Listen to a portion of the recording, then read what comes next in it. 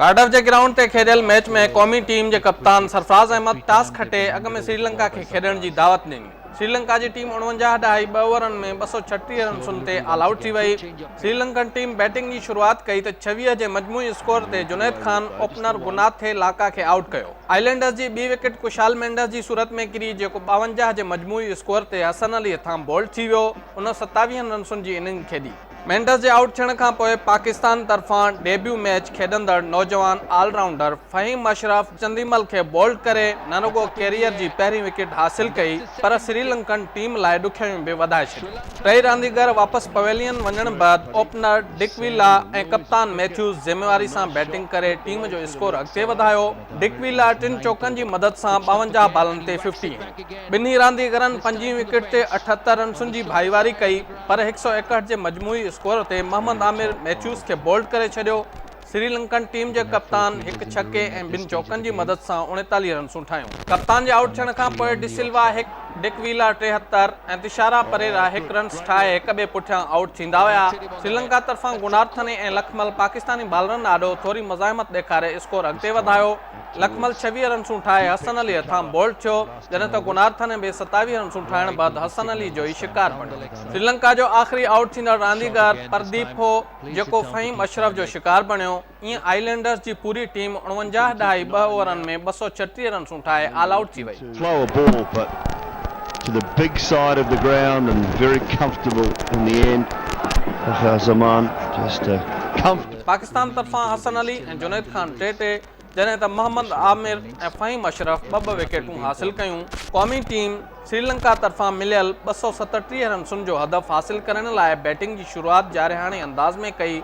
नौजवान खाबीड़े opening batsman Fakhar ज़मान ground जे चइनी पासे स्ट्रोक खेॾी श्रीलंकन बालरनि खे वाइड़ो करे छॾियो। फ़खर ज़मान 1 छके ऐं 8 चौकनि जी मदद सां 34 बालनि ते पंहिंजे कैरियर जी पहिरीं 50 हंई। पाकिस्तान जी पहिरीं विकेट 74 जे मजमूई स्कोर ते किरी, जॾहिं त फ़खर ज़मान 55 रन्सूं ठाहे परदीप जे बाल ते गुनार्थने खे कैच ॾेई वेठो। फ़खर ज़मान जे आउट थियण खां पोइ क़ौमी टीम जे रांदीगरनि रिवायती रांदि जो मुज़ाहिरो कंदे आसान हदफ़ खे ॾुखियो बणाए छॾियो।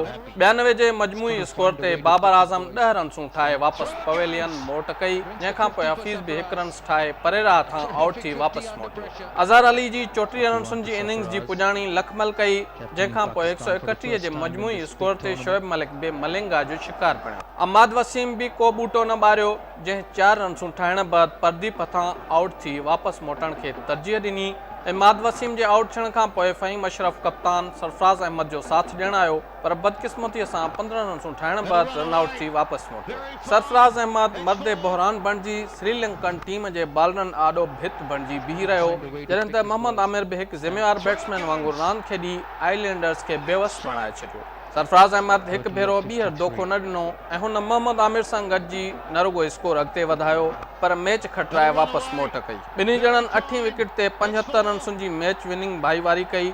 सरफराज़ अहमद 61 ऐं मोहम्मद आमिर 28 रन्सूं ठाहे नॉट आउट रहिया। श्रीलंका तरफ़ां परदीप 3, मलिंगा, परेरा ऐं लखमल 1-1 विकेट हासिल कई। क़ौमी टीम जे कप्तान सरफराज़ अहमद खे मैच जो बहितरीन रांदीगर करार ॾिनो वियो। श्रीलंका खां फतेह हासिल करण बैदि पाकिस्तानी चैंपियंस ट्रॉफी जे सेमीफाइनल में पहुची वियो। श्रीलंका खां फतेह हासिल करण बैदि पाकिस्तान चैंपियंस ट्रॉफी जे सेमीफाइनल में पहुची वियो आहे। पाकिस्तान 14 जून ते सेमीफाइनल में हेल ताईं टूर्नामेंट में नाक़ाबिले शिकस्त टीम इंग्लैंड सां मुहादो अटकाईंदो।